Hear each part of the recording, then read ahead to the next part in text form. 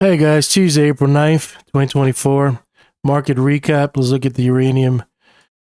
I guess futures, because I don't think this is spot 88.50 so far. It pulled back from February, found support somewhere around March the 13th, kind of bounced off, and now just kind of going sideways here. We look at coal, so far looking good. We did a low in February around 94, and now we're at 118. Not bad. Look at some coal stocks. I don't know if I made a list, but this would be something interesting to look at, maybe for some, upside move. Let's look at our indices. I'm using the monthly, and you can see that things are just kind of chopping around within the month. Or look at the weekly. It's I don't see any bull kickers. The only thing interesting here is that the VIX is at 15. It's moving up. So it's kind of, some issues here, but no bull kicker. I'm short Russell, the futures. I want to see how that's going to play out. But so far, no bull kicker, but I kind of got my toes in wet a little bit on the Russell. But I want to see something really, I want to see a fat candle like that, somewhere around here. And maybe wait for a retest and then, short every pop once it starts going down. But I'm looking for a big candle, and so far I haven't seen it yet. Looking at the energy, you got this nice pop inside was a weekly candle on crude. So as crude grows up, the indices are getting pressure, to the downside, because it's affecting the indices. It makes it more expensive. Let's see, inside candle, RBOB also getting expensive, putting pressure. Inside candle, heating oil, just pure chop fest. If you look at the monthly, you can see that it hasn't gone nowhere. Somebody's calling me for the last couple of months. And RBOB is trending. You can see it trending here. And crude oil trending. But we got that, it's like, I don't know if it was 99 or 100 right there. And the Brent also. And our RBOB. So I don't know, once it gets there, this one's kind of like $3. That's close to like 99, 100, maybe 98. So you got to keep an eye on crude. If it takes that out and it continues trending higher, the indices, these guys are going to start feeling the pressure and start going down. Natural gas, just doing its thing. Let's look at the weekly. Still kind of in chop fest. We haven't taken out that $2, but it's slowly grinding higher. We need to make a higher high here for it to push higher, but so far I'm waiting on that. I'm long natural gas from like 180. Ethanol just kind of sold off, and it's just kind of at the bottom of the barrel. No interest or any bulls showing up yet to push it higher. Bonds, nothing really on bonds for me. Softs, you can see cocoa, undecision candle on the weekly. Pretty strong, just kind of undecided there. You can see in the daily, it pulled back and now it's going up. I'm looking for a fail new high. So maybe, well, I can't short it because for some reason, I can't pull it up on my broker. So I can't really short it. Maybe I could look at stocks, but this is one of the best ones to short because it's like moved so high because of the issues in South Africa. Cotton kind of pushing lower. I don't know if this is like a 50% here, but could it push lower? It could. It'll be interesting to see if it turns here. Orange juice just kind of sideways. Not much action. You can kind of tell here. There is kind of some support here on cotton. And coffee kind of has a little breakout. Broke around the $200 one. And it looks like it may want to retest that high. You got a bull kicker here, an undecided candle this week. So let's see how this is going to resolve. Maybe a retrace and then continue the movement upward. Lumber is kind of selling.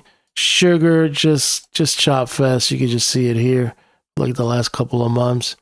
The metals moving higher. Very surprised. I have a position, not a position, but I own gold physical, so I'm excited because things are going higher, and I'm waiting for silver at least to take out 30. But so far, it's in the right direction. It's just so choppy here.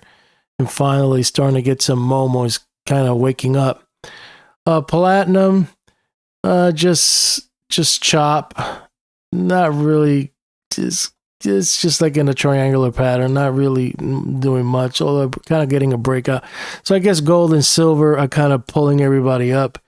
Even copper, you need to at least take out that high, and I don't know if it's going to take it out. So we'll see how that's going to play out. And palladium, I want to see if this high is taken out. But so far, palladium is looking good.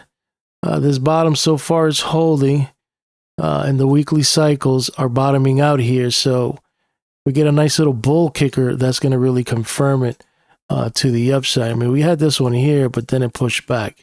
It doesn't mean because we get a bull kicker, it doesn't mean it won't continue pushing down. But so far, it's holding here, and it's been a couple of weeks since it hasn't pushed lower to get a new low. Meats, live cattle is looking interesting. High, retrace, fail new high, and now pulling back.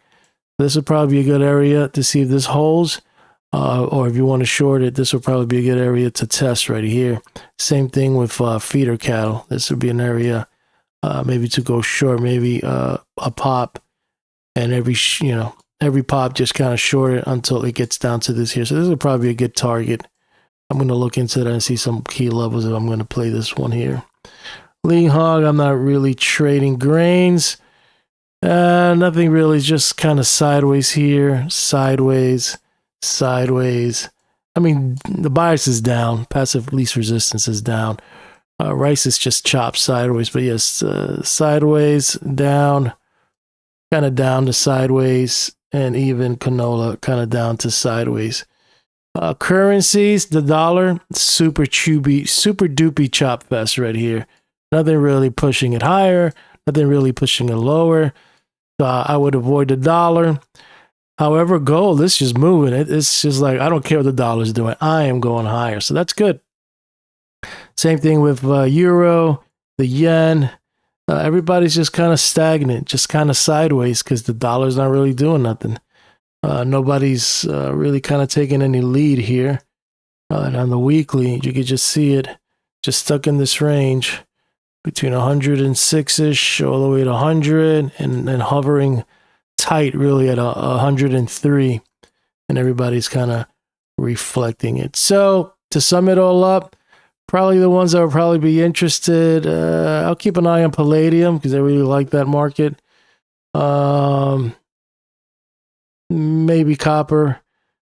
Meats, I want to see if it's going to take out that low, the inside candle.